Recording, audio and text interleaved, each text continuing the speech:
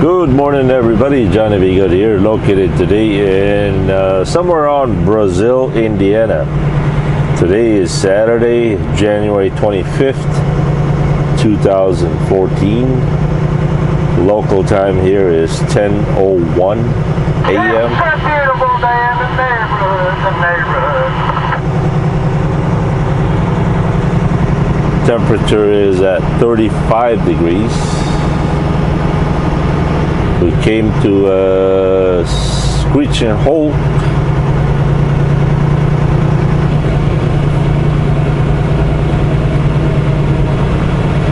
Supposedly a couple of jackknife trucks up or ahead there.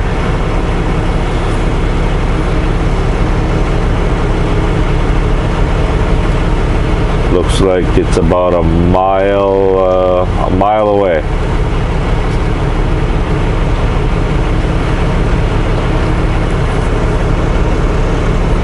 So it's gonna be a while.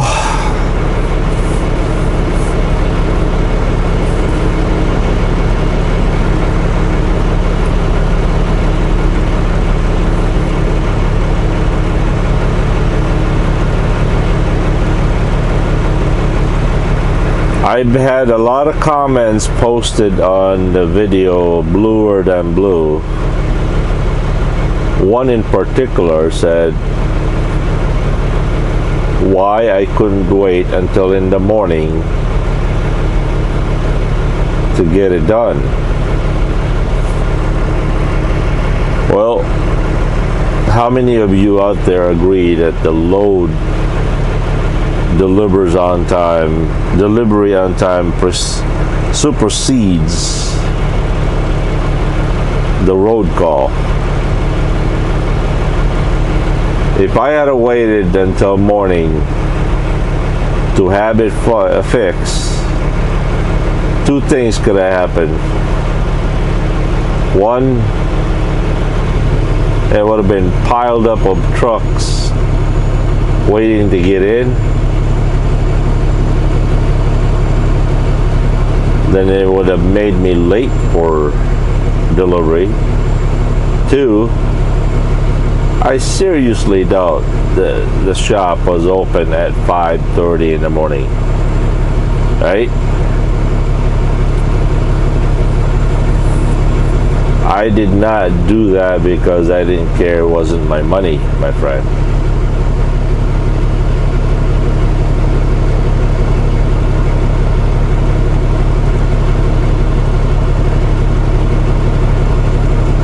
And to show you that I was right,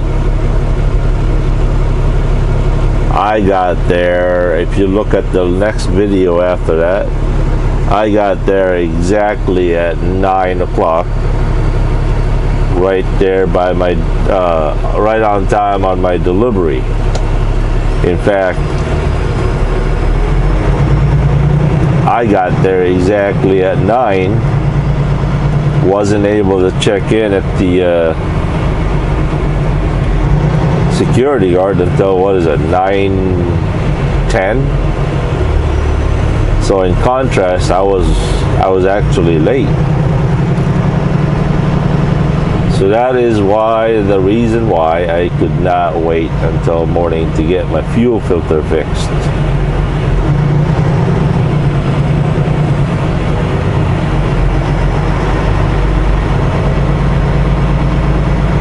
Also,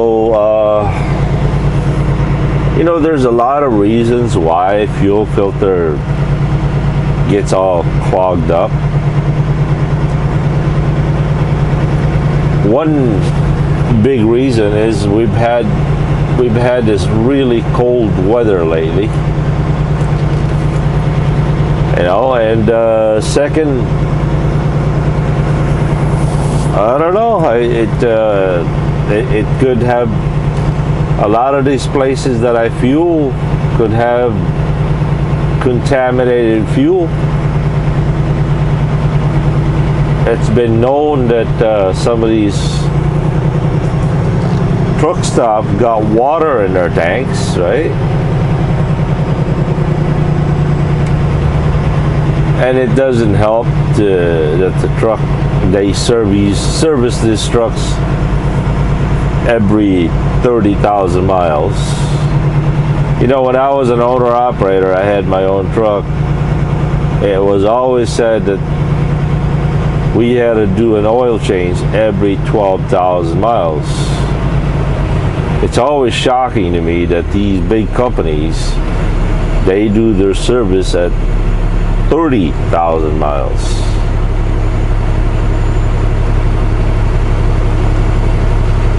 Then you have the service A and then the service B, you know. And I've talked to a lot of people about the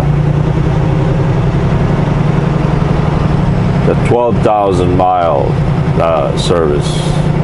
A lot of people agree that even at 30,000 miles, that oil is really still got a lot of life in it yet.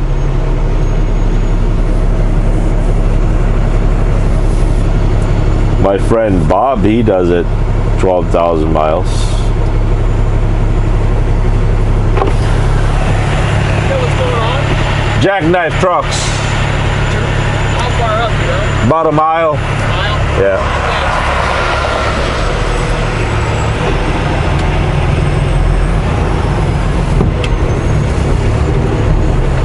You gotta love it when four-wheelers come up next to you during a traffic jam and they want to know what's going on.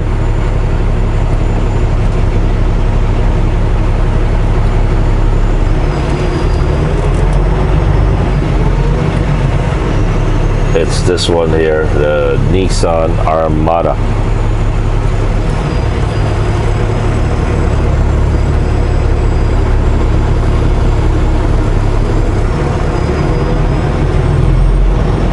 It's amazing what information does, doesn't it? I mean,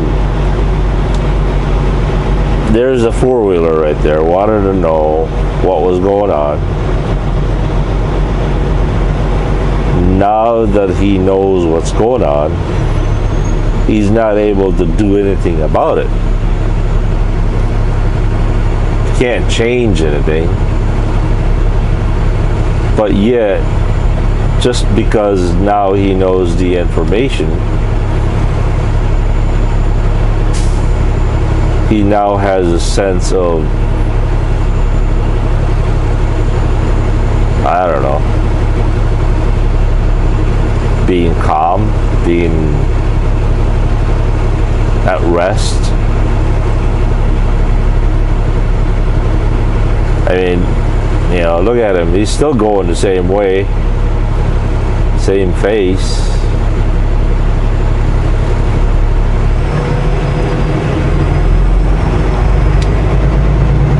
It's amazing what we do, what we learn. We can't change anything, but just because, you know, the fact that we now understand it and we learn of it, it makes a whole lot of difference. Calms our nerves somehow.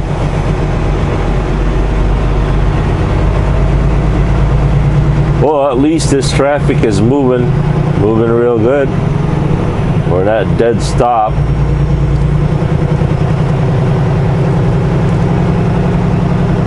Highway ain't shut down, so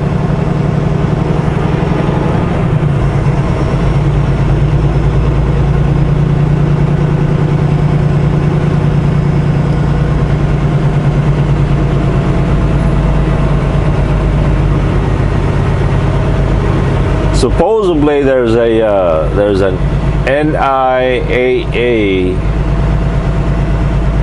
car show in Detroit either today or tomorrow or all weekend long.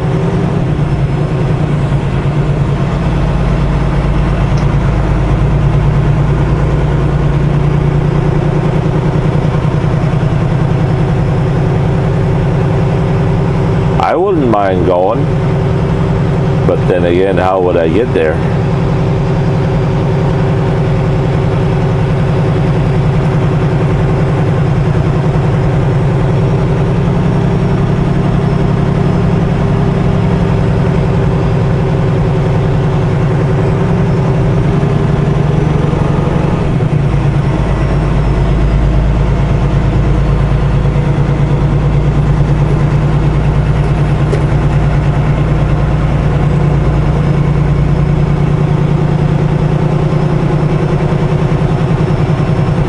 Nissan Armada. What's the pickup version?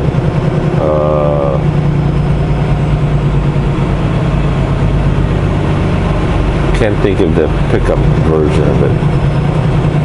What's the largest model that the Nissan makes in a pickup? Nissan Titan, that's it, Titan.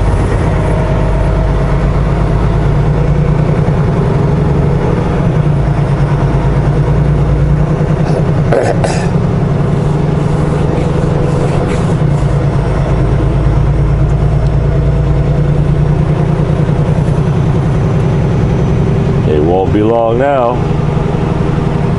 We should be able to see what's causing this.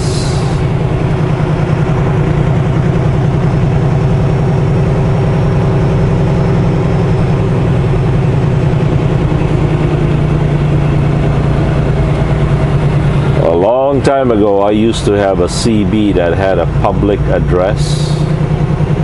I would put a speaker out there by the hood. That way, if I wanted to talk to the four-wheelers, I would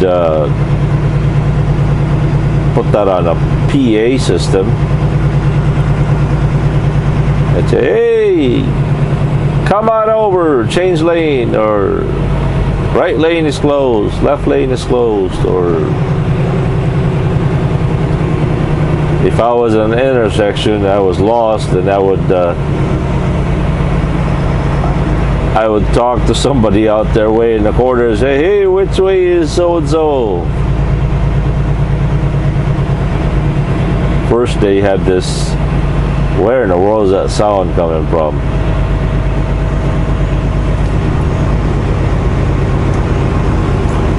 But from what I heard, I don't know, I think it's illegal maybe to have that.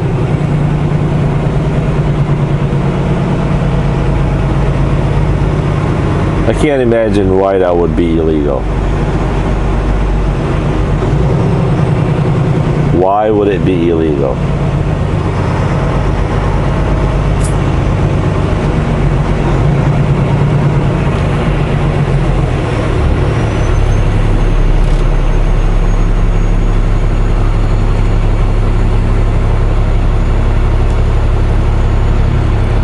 Oh, that's an old Schneider trailer.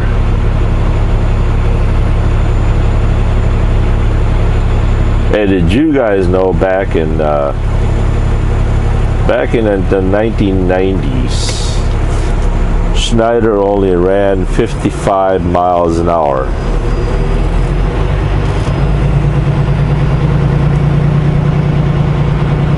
They were known to only run 55. Schneider, JB Hunt.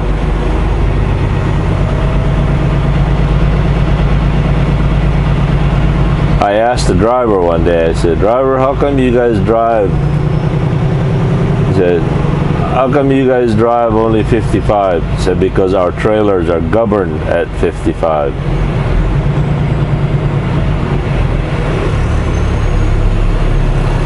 Their trailers were governed at 55.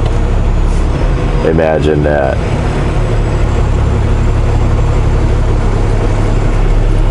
Well, there's two cars right there on the left.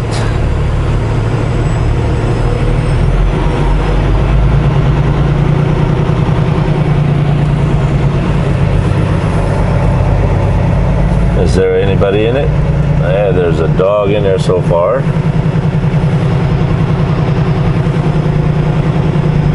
Yeah, there's somebody in it. I had this irresistible urge to go and hook up my chain and just pull them out.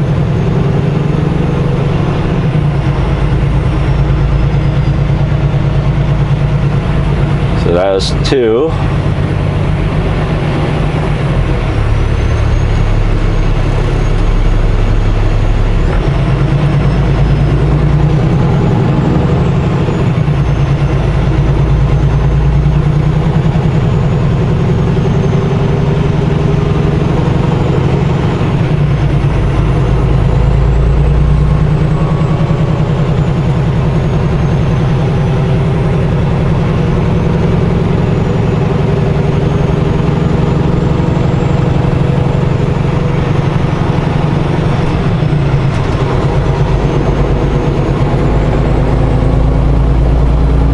I guess maybe that was it.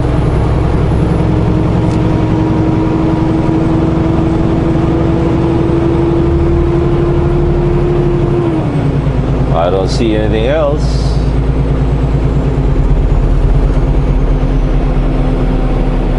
Oh, it's still quite a ways yet, I guess.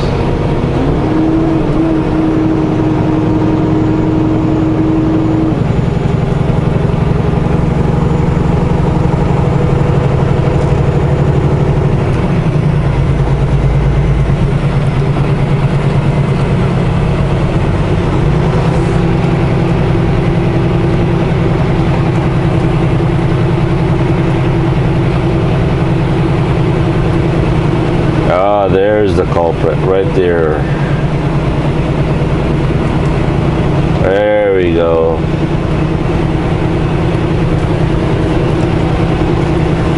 You got two of them.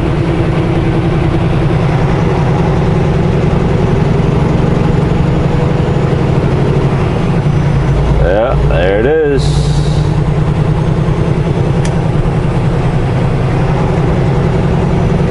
There's one.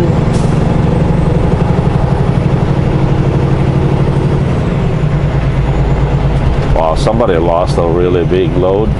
Yeah, there's another one out there. He lost a lot of load. She even lost some kind of a hub. And US Express is right there.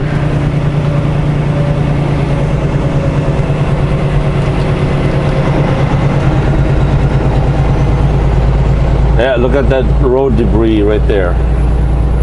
Wow, that skidded all the way. Did you guys see how far that thing skidded? That was like a quarter of a mile. And if you guys did not recognize what it looked like a 500-pound steel hub of some kind.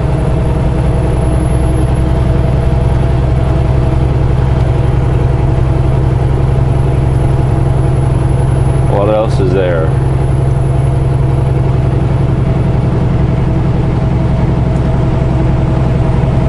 Ah, that's just a trash bin right there. Somebody lost.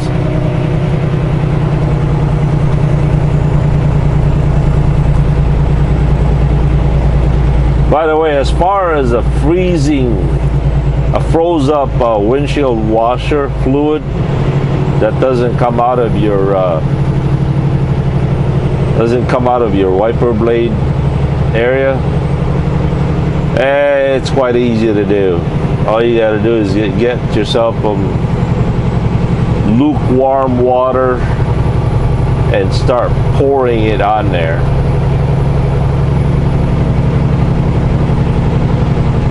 And that's all it took to unfroze my last week's frozen windshield washer fluid. Nothing to it. Alright, we'll catch you guys later. Have a good and godly day, everybody. And have a nice weekend. Johnny Be Good here. Peace.